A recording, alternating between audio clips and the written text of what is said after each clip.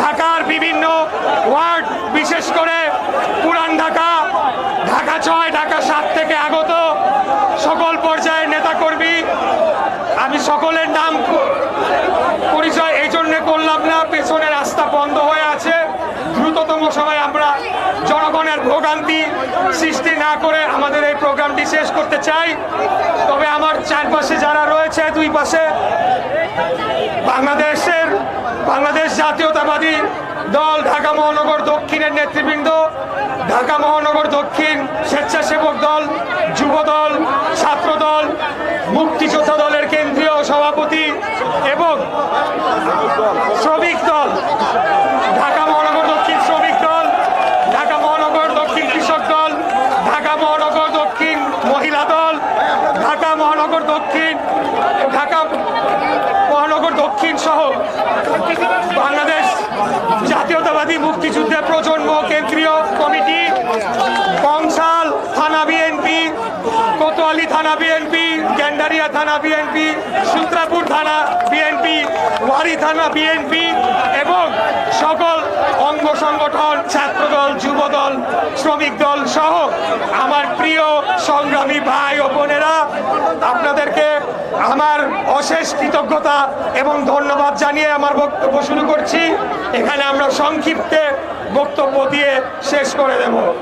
আমরা আজকে সমবেত হয়েছি শুধু এই কথাটি জনগণকে এবং আমাদের বিরুদ্ধে আমাদের প্রাণপ্রিয় নেতা, আজকের মাননীয় প্রধানমন্ত্রী দেশনায়ক জনাব তারেক রহমানের বিরুদ্ধে যারা কুৎসিত, অশালীন, অশ্রাব্য এবং অরাজনৈতিক রাজনৈতিক শিষ্টাচার বহির্ভূত বক্তব্য দিচ্ছেন, প্লিজ শুধু তাদেরকে এই কথাটি মনে করিয়ে দেওয়ার জন্য হতে পারে আমরা জনগণের ভোটে নির্বাচিত হয়ে সরকার গঠন করেছে, কিন্তু আমরা রাজনীতি ভুলে যাই নাই, আমরা রাজপথের সংগ্রাম ভুলে যাই নাই, আমরা আমাদের আত্মমর্যাদা নিয়ে বাংলাদেশের মাটিতে রাজনীতি করার গণতান্ত্রিক অধিকার আমাদের যেরকম রয়েছে অন্যেরও রয়েছে, সেই কথাটা ভুলে যাই নাই।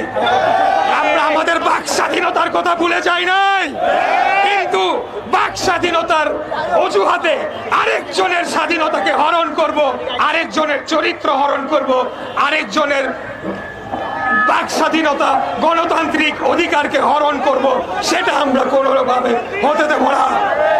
1971 সালে মহান মুক্তিযুদ্ধের মাধ্যমে একটি স্বাধীন বাংলাদেশ প্রতিষ্ঠা হয়েছিল এবং পরবর্তীতে বাকশালকে বাতিল করে আমাদের দলের প্রতিষ্ঠাতা সভাপতি শহীদ রাষ্ট্রপতি জিয়াউর রহমান তিনি বহুদলীয় গণতন্ত্র চালু করেছিলেন। আমরা গণতান্ত্রিক যে কোনো কর্মসূচিকে সাধুবাদ জানাই।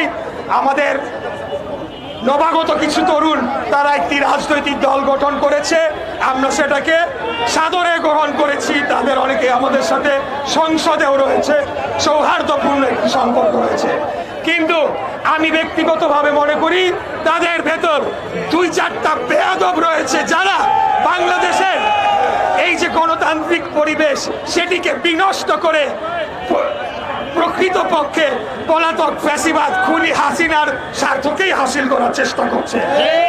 কারণ আমাদের মধ্যে যদি সৌহার্দ্য, সম্প্রীতি এবং গণতান্ত্রিক যে সুসম্পর্ক থাকার কথা সেটি যদি বিনষ্ট হয়, সবচাইতে বেশি লাভবান হবে পলাতক খুনি স্বৈরাচার গণহত্যাকারী হাসিনা। তাই আমি বলবো, অতীতে যারা আওয়ামী লীগের ছায়াতলে ছিলেন, গুপ্তভাবে রাজনীতি করেছেন, আজকে এসে বিপ্লবী হয়ে গিয়েছেন, আপনারা গণতান্ত্রিক ভাষায় কথা বলেন, কোন ধরনের অরাজনৈতিক এবং অশালীন কুরুচিপূর্ণ মন্তব্য আপনারা যদি আমাদের নেতার বিপক্ষে করেন তাহলে তো অবশ্যই তার প্রতিবাদে আজকে আমরা বিক্ষোভ করেছি। যদি এটা চলমান থাকে আমরা আরো কঠোর কর্মসূচি দিব, প্রয়োজনে আমরা কঠোর থেকে কঠোরতম কর্মসূচি দেওয়ার মাধ্যমে এই বেয়াদবদের পিঠের চামড়া তুলে নেব ইনশাআল্লাহ। আমি আর বক্তব্য দীর্ঘায়িত করবো না, সবাইকে শেষ কথা মনে করি করিয়ে দিতে চাই, আমাদের প্রধানমন্ত্রী, মাননীয় প্রধানমন্ত্রী একটি কথা আমাদেরকে বলেছিলেন, রাজনীতি ভুলে গেলে চলবে না। সরকারে আছি আজকে কালকে নাই, কিন্তু রাজপথের রাজনীতি, জনগণের রাজনীতি, গণতান্ত্রিক রাজনীতি, এটিকে আমাদের ভুলে গেলে চলবে না। তাই সবাইকে আহ্বান জানাবো, আমরা যাতে আমাদের সকল কর্মসূচিকে সফলভাবে রাজপথে বাস্তবায়নের মাধ্যমে আমাদের যে জনগণের ভিত্তি রয়েছে, জনভিত্তি রয়েছে, সেটিকে আমরা পুঁজি করে আগামী দিনে নতুন বাংলাদেশ গড়ে যাবো ইনশাল্লাহ। এই বক্তব্য দিয়ে আজকে আমার কথা এখানে শেষ করে সবাইকে আবারও ধন্যবাদ জানিয়ে আমার বক্তব্য শেষ করছি। বাংলাদেশ জিন্দাবাদ।